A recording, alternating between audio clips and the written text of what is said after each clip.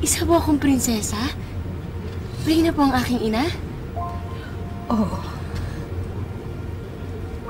Naging mabuting reyna si Lucia. Lahat ng nasasakupan niya ay mahal na mahal siya.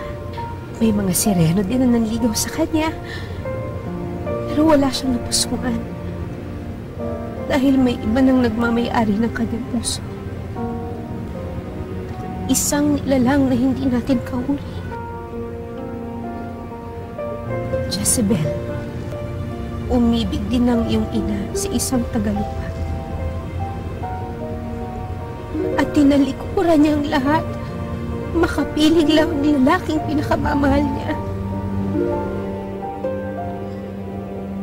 Ibig sabihin, inay, tao po yung ama ko?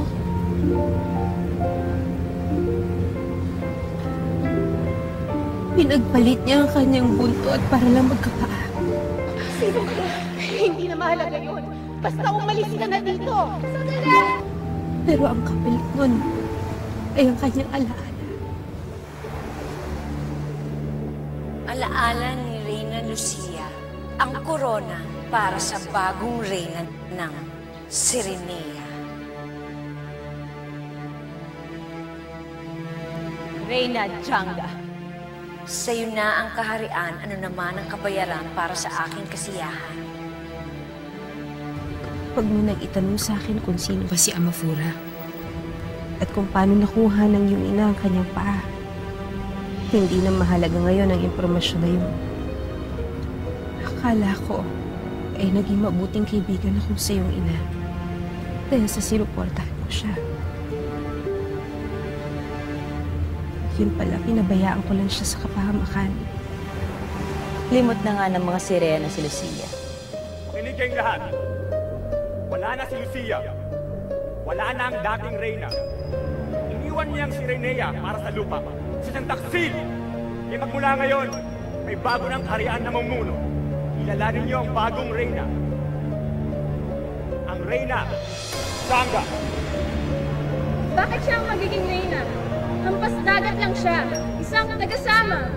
Hindi kami papayag. Oo nga. Subukan niyo ng lumaban. Matutulad kayo sa kanya.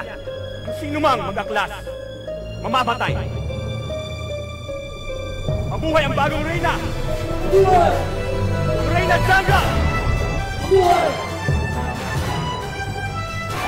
Mabuhay si Reyna Janga! Para sa lahat ng taga-Sirenea, ako lang ang kanilang reyna. Kung sa una pa lang, alam ko na magbabago ang tadhana niya. Sana pinigilan ko siya. Sana hindi ko siya hinayaan sa plano niya. Nasaan po ang aking ina?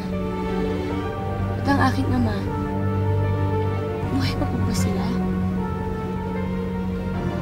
Patay na ang iyong ama, Jezebel. At ang iyong ina, si Lucia, hindi ko na alam kung nasan siya. Nung nalaman ng taong bayan at isinilang ka, pinagtangka ang kanilang patayin. Kaya't minabuti ng iyong ina ng paanulin ka sa dagat. Dahil alam niya na doon ay ligtas ka. Paano, Jezebel? Mahal kita. Malupit ang mundo nila sa mga kagaya natin, Jezebel. Kaya ganun na lang ang pag-aalala ko sa'yo. Tumatakas ka. Dahil ayoko matulad ka sa iyong ina. Na isinakripisyo lahat para sa pag-ibig. Para sa minamahal niya. Pero sa bandang huli, nawala din ang lahat sa kanya. Paano kaya mabuhay kung sa iyo'y mawalay? Ikaw ang daigdig ng aking puso. Ikaw ang aking mundo.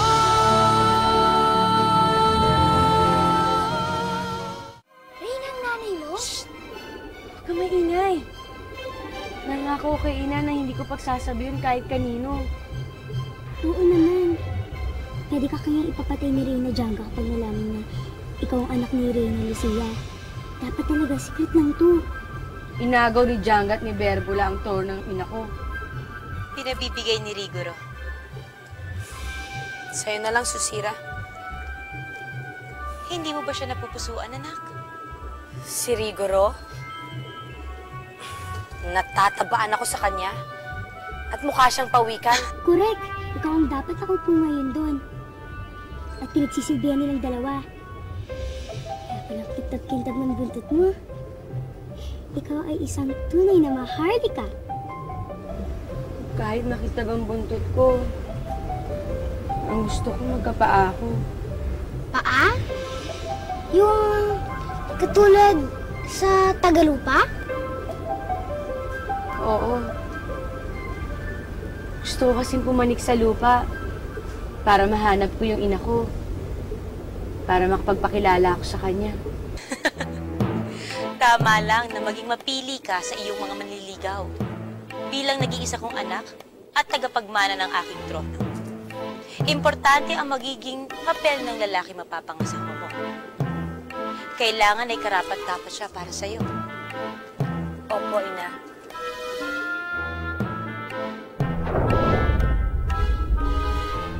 Gusto mo ba magkapaa para hanapin ang nanay mo o para hanapin si Fredo?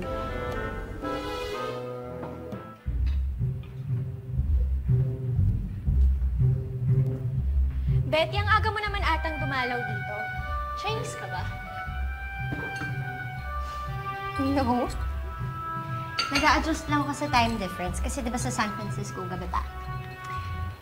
Tsaka alam mo, sobrang miss na miss ko talaga yung kuya mo kasi medyo matagal na kami nagkahiwalay. I'm just making up for the lost time. Akala ko kasi break na kayo eh. Wala naman dito sa Sirenea ang lalaking gusto ko. Dahil isa siyang tagalupa. Berbula, alam mo namang imposible ang iniisip mo. Dahil sirena ka at tao siya. Paano ka magkakapaa? Paano nagkapaa ang nanay mo? Ewan ko. Si Amafura? Kilala mo si Amafura? Pero anong magagawa ko? Ang tagalupa ang iniibig ko. At naniniwala ako na may paraan para mapasa akin siya. Mapapasa akin ng tagalupa, Susira. Mapapasa akin siya. Nag-break nga, pero nagkabalikan na kami ulit. And besides, di ba hindi naman major breakup yun, babe? Naglalambing lang ako. Sana parati ka na lang malambing, no? Pardon me? Sira. Nabanggit din sa akin ni Ina pero ayaw niya pag-usapan namin yun.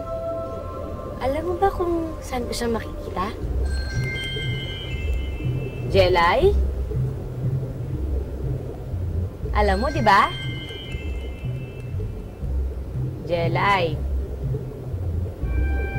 May kasabihan nga, di ba? Ang pagsasabi ng tapat ay pagsasama ng maluwat. Ano? Anyway, babe, ano ba? I saw a lot of my titos and titas in the States and lahat sila tinatanong sa akin kung ilan daw tayo magpapakasal. Anong sinagot mo sa kanila? Na, dapat ang tatanungin nila yung boyfriend ko. Kasi ako, ready naman ako mag-settle down anytime. Kanino? Eh, di sa kuya mo. Eh, di ba nagkabalikan lang kayo? Bakit magpapakasal kayo? Because we love each other. Ha? Erebus, Para sa'yo, Jezebel. salamat. O, Jezebel, kamusta? Tagal natin hindi nakapag-usap. Oo nga eh. Hindi pa ako nakakapagpasalamat sa'yo. Kung di dahil sa'yo, siguro patay na ako ngayon. Ilang beses mo na rin pinagtanggol ako para maligtas ako. Hindi ko alam kung paano ako makakabawi sa'yo. Hindi naman ako humingi ng kabayaran, Jezebel. Lahat naman gagawin ko para sa'yo. Kahit buhay ko pang kapalit. Dahil mahal kita, Jezebel. Mahal din kita. Pero bilang isang kaibigan lang, hindi kita iniibig. Ibaling mo na lang sa iba yung pagtingin mo. At sigurado ako na tutulungan kapatid mong si Usaro kung magkakatuluyan tayong dalawa. Yun ba talagang dahilan? Kung bakit mo hinihindian yung pagmamahal ko sa'yo, Jezebel? O baka naman dahil dun sa Tagalupa? Bakit ka nagmamadali? May taxi bang naghihintay sa labas? Bakit ba siya yun? Ayaw mo ba ako para sa kuya mo? I'm sorry, darling, but I don't need your approval. Oo, iniibig ko siya. Ako na lang ibigin mo, Jezebel. Lahat gagawin ko para sa'yo. Lumigaya ka lang. Mahal na mahal kita. Hindi kita mahal. Well, I'm sorry din. Dahil ang alam ko, si Kuya...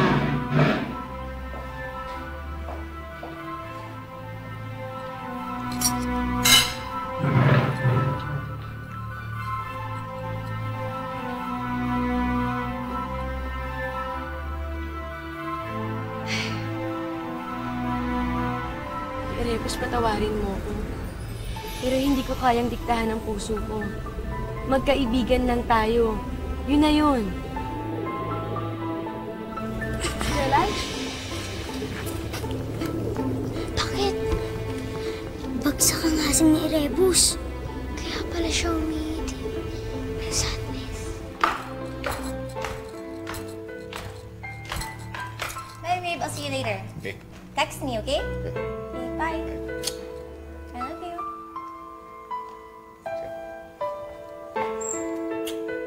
I love you. Love you. Go. Thanks. Okay? Ano ba sinabi mo kay Rebus? Na hindi ko siya iniibig. Ah, kaya pala siya umitim dahil sa lungkot. Meron akong kwento. Ikasasay mo ito. Lilindab din ang puso mo. Ano? Ano yun? Nagtanong-tanong na ako, Jezebel. Totoo nga si Amafura. Talaga? Ibig sabihin, posibleng magkapaa ako. Kuya, nag-I love you, pero hindi naman mahal. Paano mo naman alam? Alam ko, no? Kasi never pa kita nakitang in love. Paano mo alam? Wait lang, love mo ba talaga siya? Oo, pero delikado raw ang tirahan niya. Gaano kadelikado? Sa 10 sirena na nagtangkang pumasok sa koron niya, isa lang nabubuhay. Lahat sila patay. Ikaw, ang baduy ng tanong mo. Ang corny, ha? Ano ba naman yan? Ano ba ang pasa mo dyan? Bakit naman naging bado yun, no? Because love is just, it's so overrated. It's just a feeling. Depende yan. Depende sa mood. Depende sa panahon. Depende sa weather. Kung hindi ka naniniwala sa pag-ibig, eh bakit nag-I love you to, ha? Yun kasi yung gusto niya marinig. Kuya, ang bad mo! Hay nako, pag na-inlove ako, sana hindi ka tulad mo, no? Bakit? In love? Bata-bata mo ba? May in love ka na? Mag-aaral ka muna. Bakit? Pwede ko bang sabihin ng puso ko na kapag 21 na ako, saka lang siya pwede kumibig? Puso ko to. Yun naman pala eh. Ako puso ko rito, kaya pwede bang huwag mo akong pakialaman? Ha?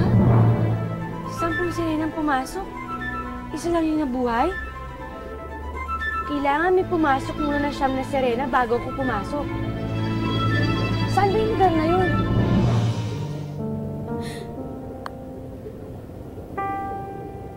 Salamat po. Salamat po sa pag-aalaga niyo sa akin.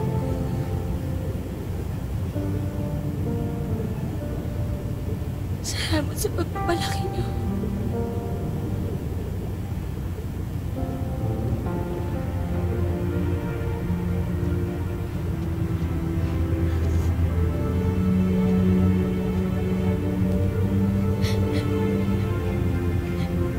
Patawarin niyo po ako sa lahat ng sama ng loob na ibinigay ko po sa inyo.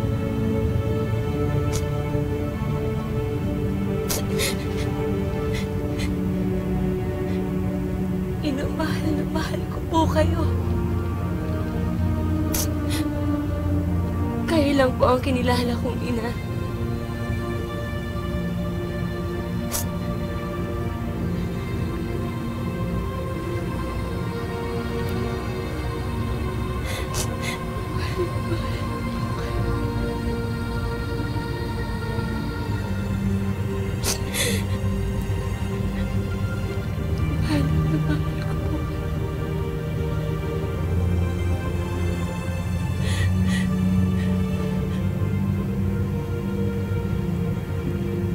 Paalam, ina.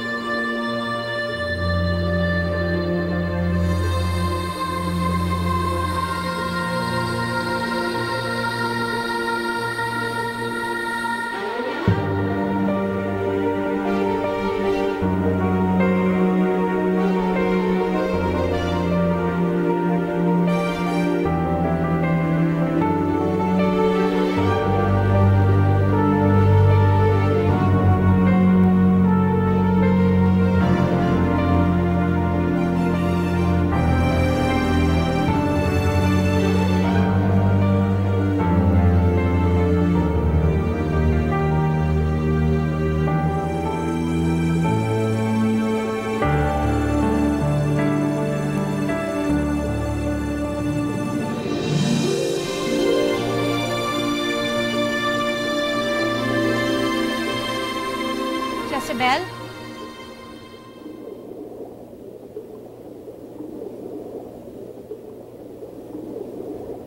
Jezebel! Bukanding si Jezebel! Hindi ko po alam, ina. Wala na dito ang pag-aari ng Tagalupa.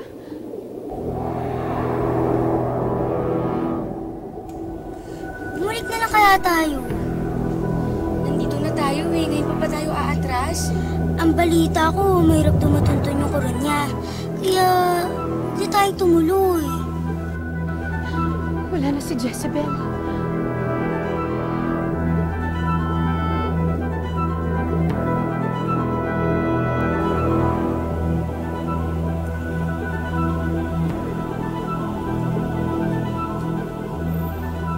Hindi, Jelay. Ito na yung pagkakataon ko para makapanig sa lupa.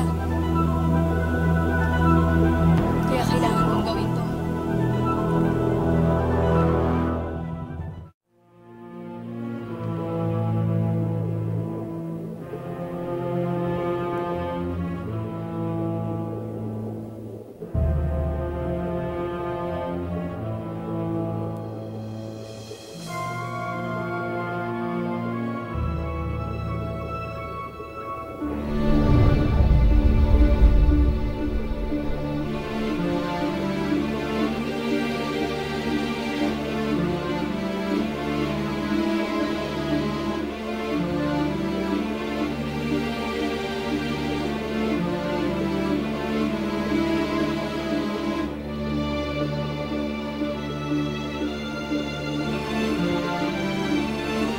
Jezebel, sasama ako!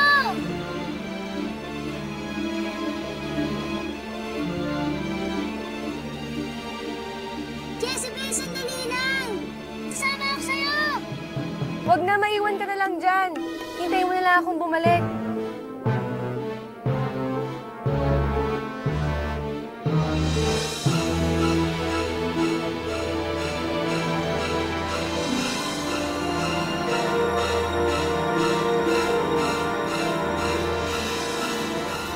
Dating reyna ang ina ni Jezebel? Oo, anak. Pero pinili niyang maging tao para makasama lang si Tino, ang ama ni Jezebel. Kung alam ko lang na ganyan ang magiging reaksyon ni Jezebel, sana hindi ko na lang kwento sa kanya ang katotohanan tungkol sa kanyang mga magulang. Nasaan na Jezebel.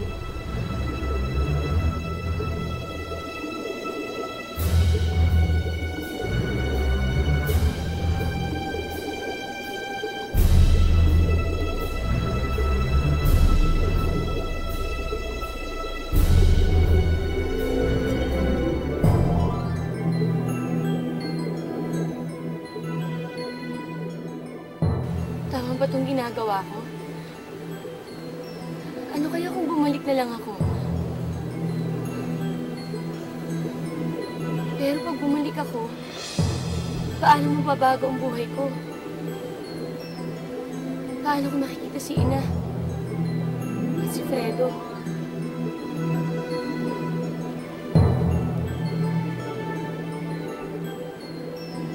Lakasan mo ang loob mo, Jezebel. Kaya mo to.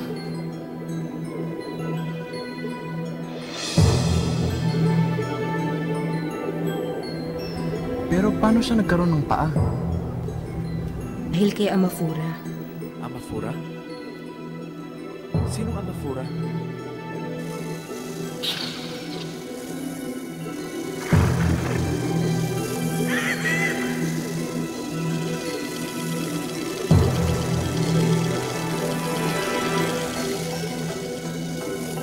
Isa siyang nilalang na pandagat. Sirena din siya? Hindi, anak. Isa siyang makapangyarihang halimaw.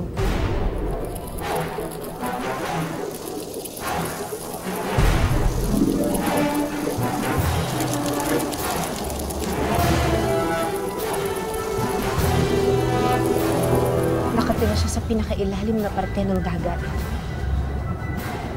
Dahil kasuklam-suklam ang kanyang itsura. Kinatatakutan siya at pinandidirihan ng lahat.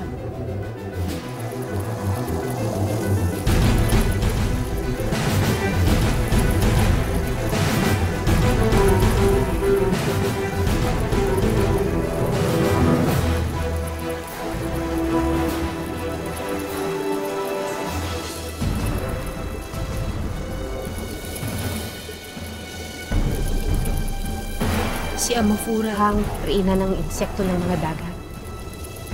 Ng mga ahas, ng mga alakdan, ng mga alupihan. Kasuklam-suklam talaga ang itsura niya.